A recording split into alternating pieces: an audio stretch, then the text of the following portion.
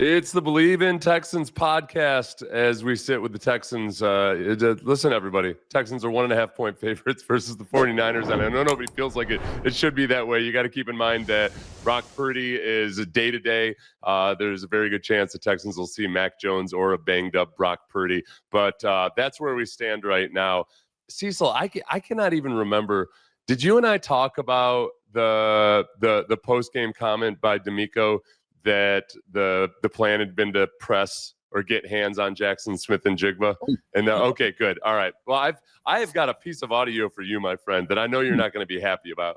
And I know we'll move on to the 49ers game here at some point, but on this short week, I can't. I've still got emotional baggage. All right. So, DeMeco last week said, hey, their plan was to make it uncomfortable for Jaxon Smith-Njigba. He saw a lot of teams on film just giving him free releases and just letting him explore the area versus zone coverages. So I expected this to be, all right, these guys are going to challenge Jaxon Smith-Njigba. And then you go through the game and they were off the ball a lot. And there were times they were on the line, but they're bailing. Like, they were not putting hands on Jaxon Smith-Njigba. DeMeco was asked about this at least 3 times this week, and each time he gave some version of the answer of the game plan was to get hands on Jaxon Smith-Njigba. So, which led, I think the only logical conclusion is, all right, Derek Stingley and Kamari Lassiter didn't follow the game plan. So DJ Bianame of ESPN.com, to his credit, asked a follow-up question on the Zoom call on Tuesday about this, and I'll just play both DJ's question and DeMeco's response. Instances when Stingley's in off coverage, is that a decision by you guys? Is that a decision by him? Like, what kind of goes into, again, giving JSN when he's matched up against one of you guys' best corner, give him off coverage and not necessarily disrupt him at the line of scrimmage versus the top of the route? Again, our game plan was to get hands on JSN, play him aggressive, right? Challenge him each and every snap. That was our game plan. And that's it. Like, so was that what that is telling me, that what we see from Azeez is and what we're seeing on the field, not just from Azeez, I should say, but from the defense or from the team, is undisciplined. Yeah. They are not being disciplined. And you're blatantly not listening to your coach. Because if the game plan, and I've been a part of teams that you're going against good receivers, I've been a part of schemes where they'll put the number 2 corner on the best receiver and the safety over top. Like, hey, your job is to punch him in the chest. Yeah. You have help over top. Be aggressive. Boom, boom, boom, boom.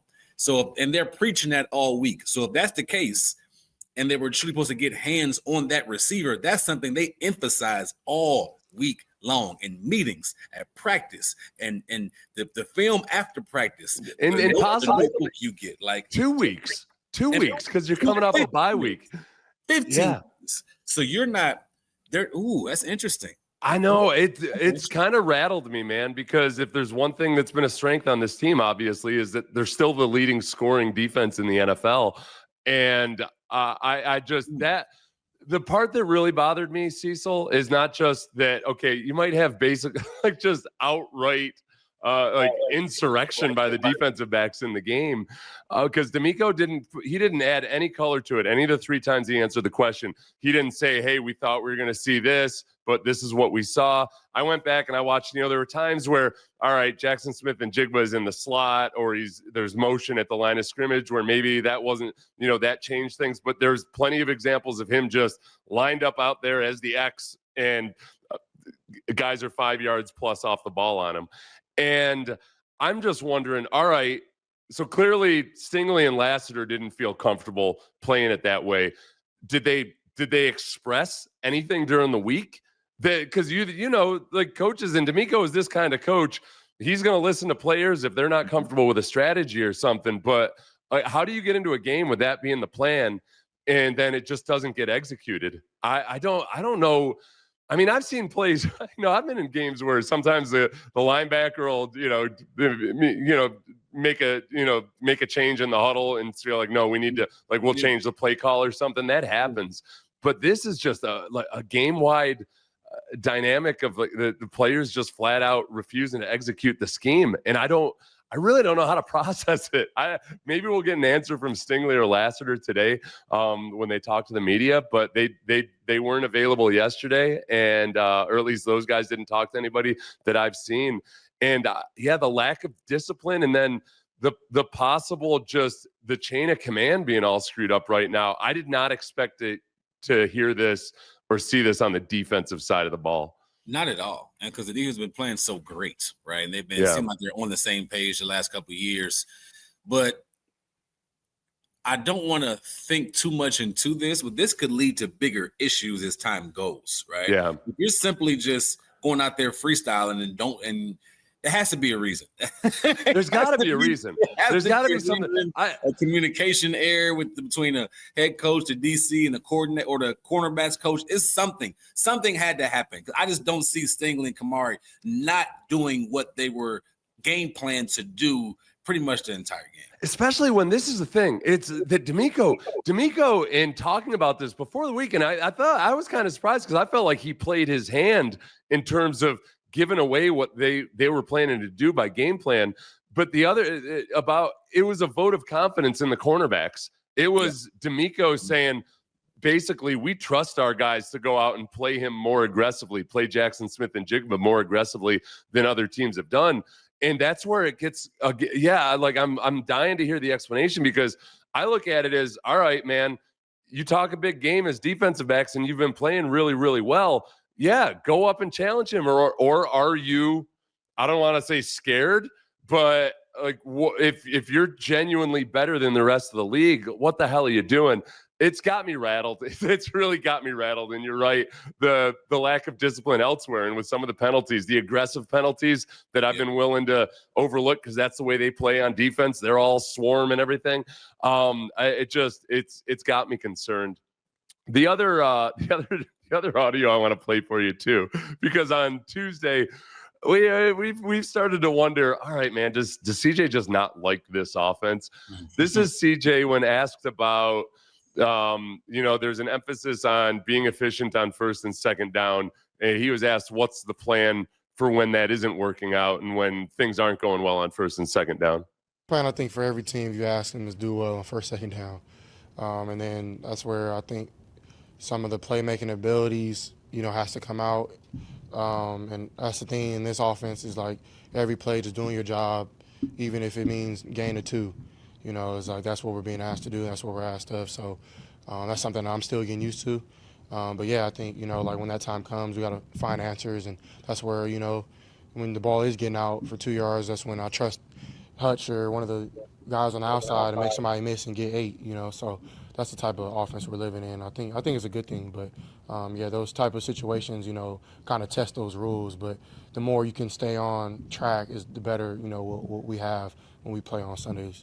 Yeah, and this is, earlier that week he had said something about, death by 1,000 paper cuts type of offense. And I'm listening to him talk about this offense like it's some unique concept. He said every offense you want to do well on first and second down, but the being happy with the 2-yard gain part, that's the part where I'm like, no, man, that's every offense. Like that's every offense, is that positive yardage is good. All the old cliches, everything that Tom Brady has told him or that any Hall of Fame quarterback will tell you is that it's the boring stuff that really, really matters. And I feel like and I'm going to defend CJ here. I'm going to do a video later about why I'm not giving up on CJ Stroud. So anybody listening, I'm not going down that road, but I feel like when he says that's what we're being asked to do, and I'm cool with it, that's a good thing. I just feel like he's reluctantly going along with this because what he wants is the way it was back at Ohio State when you could just throw the ball up to some future first-round draft pick playing against some dude from Northwestern. And I just, am I wrong to read into it that way? I don't feel like I am. No, you're not wrong. His whole, what am I looking for? His demeanor at the podium while answering the question just tells me everything. He does not like the offense. He wants to do the opposite of what he's being told, and that's a maturity thing, right? That's simply a maturity thing. Like you mentioned, at Ohio State, when you got 6 first-round receivers, 3 of them starting, 3 on the bench. And you're going against University of Ohio. You can do that all day long, and everybody, your guys are just better. But when the defenses are scheming and game planning and the talent is better all around, you have to take what they give you. Yeah. And I think that's going to be something he has to learn over time, but he does not like what's going on right now. I know. But that's where I'm getting frustrated with it now because we heard it last year, and it's what you expect out of a second-year quarterback is when either CJ or some of these other young offensive coordinators or Mel freaking Kiper talk about cover 2 like it's some new innovative thing. And I'm like, no, this is going back to the 1970s. Literally. Yes, this is what you do when teams are playing a conservative zone coverage against you. You got to murder them underneath. And you got to get them with the run game. And that's where I'll make excuses for CJ is that the pass protection has made it really hard for him, I think, to trust, that the clock in his head can be trusted. I don't think he's just starting to feel like I got to get rid of the ball or we got to make something happen. And that's the other part of it is just that pressing that, man, no, we need to make something happen big because I just don't trust that we're going to be able to do death by 1,000 paper cuts. And it's the circumstances around him. It's the rookie wide receivers perhaps not being on the same page as him. It's all of those things combined. But I also I don't feel like he's really genuinely embraced that philosophy of, yeah, man, sometimes in this league, you just got to get first down, and not the big strikes downfield. That's definitely a buying in thing. Like he has to buy into what Nick Caley is selling. And right now, it just seems like he's kind of inside. Maybe he's not expressing it to the media. Maybe he's not even expressing it to coach all the time, but he's at least battling inside like, I don't want to do this. But over time, look at Tom Brady. He literally will dink and dunk you.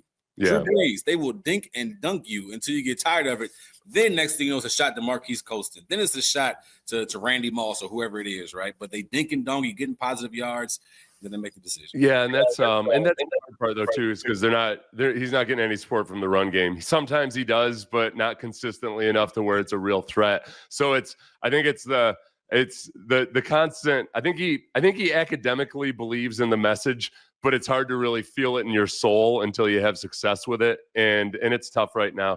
I sent you a clip from, it was 1st and 10, and it was the play where CJ would end up scrambling forward and throwing it to Nick Chubb. Little bit off, but Nick Chubb could have caught it, but I was curious because Jaden Higgins was lined up on the outside and it looked, I couldn't tell if Higgins kind of started to make an in cut, but saw that there were, like he was making an in cut right into the teeth of the zone and then came back outside, or if you thought that maybe that was the designed route. I couldn't, I lack the expertise to diagnose it. So it looks like they were in the red zone or close to the red zone. Yeah. First down, and I think Higgins motions from the right or maybe the left side slot to the outside receiver on the left, right? So it's 2x2 receivers.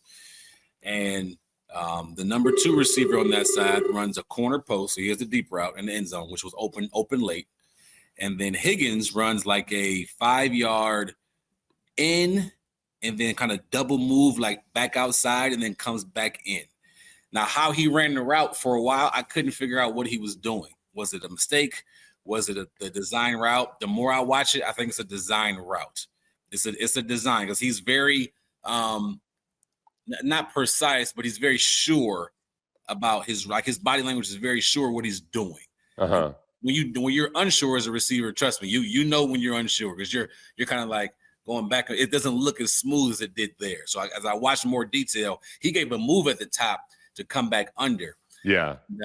That's just a design route. Now, I don't think CJ really looked at him that long. I think for the shot play, if you watch his eyes during that time, he's peeking to the left, but it looks like he's watching the shot play. He wasn't comfortable going deep right away.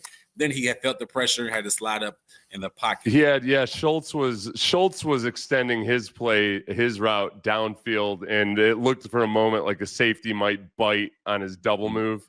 And then maybe that's where CJ was in. Then meanwhile, Ursari's getting beat Not horribly badly, but enough that CJ had to speed it up. Yeah. So it's just, it's these things where I don't know if he was waiting to go late. So you don't know if he was waiting to see if he could go deep versus because he could have gone to Higgins immediately, right?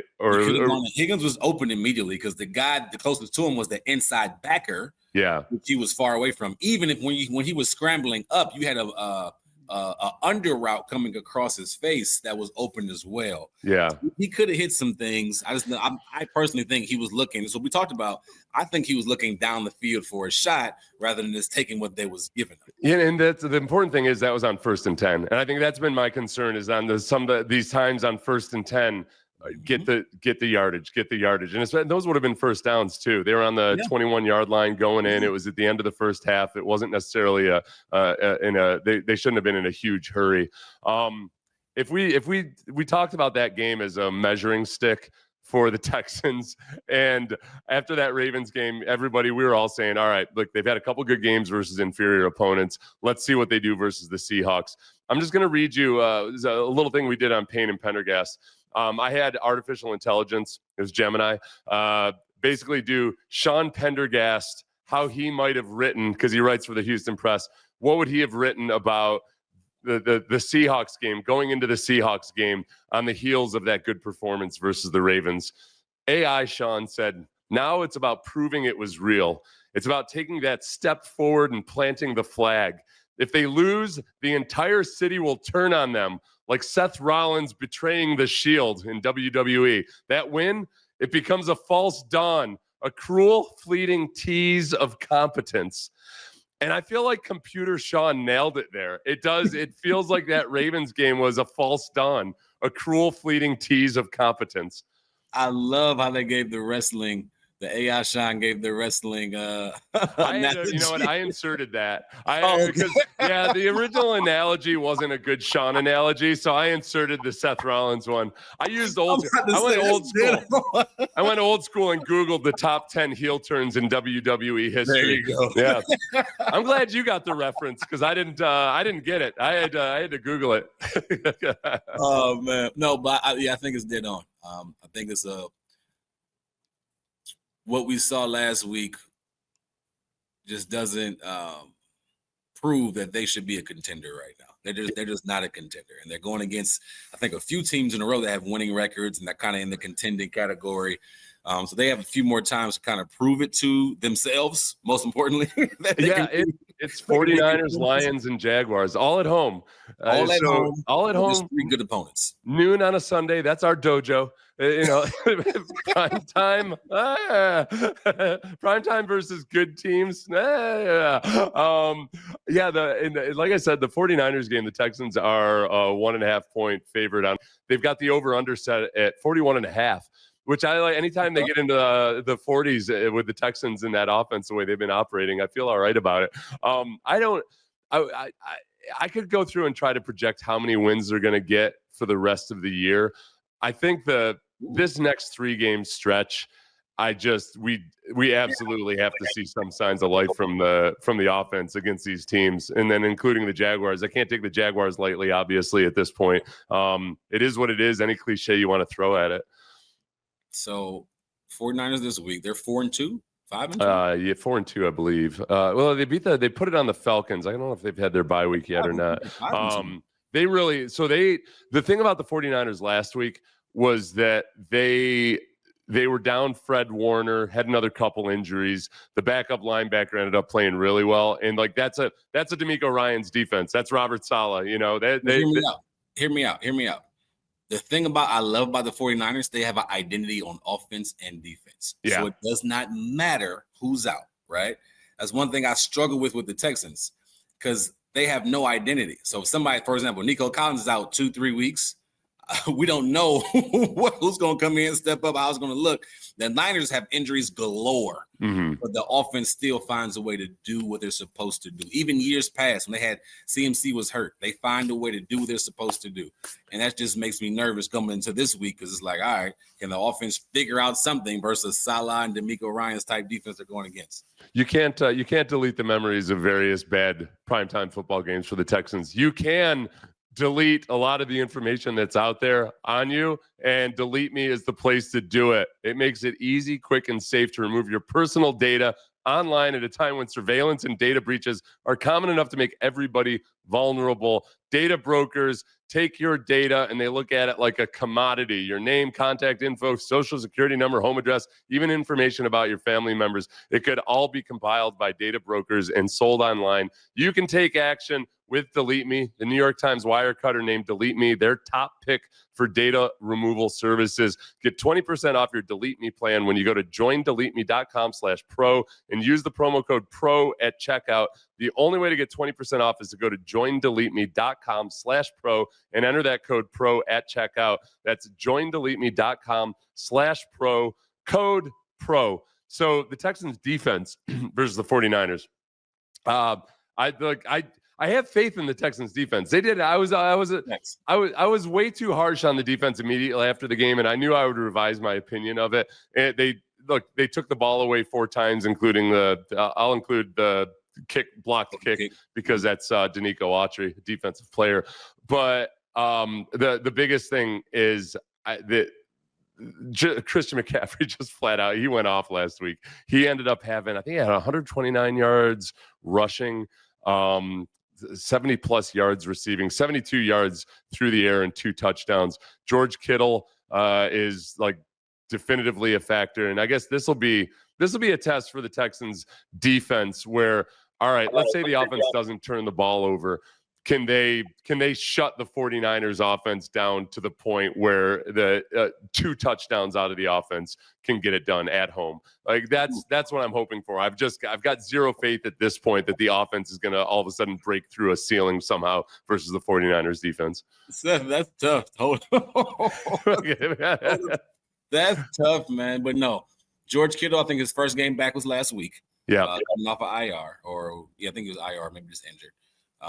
C-Mac, like you mentioned, has been balling. They have, I don't know what receivers will be up. Jawan Jennings plays and doesn't play sometimes. Parasol's been out. Is it Parasol? Yeah. Parasol, he's been gone for a while. And then Kendrick Bourne's been playing really well at times.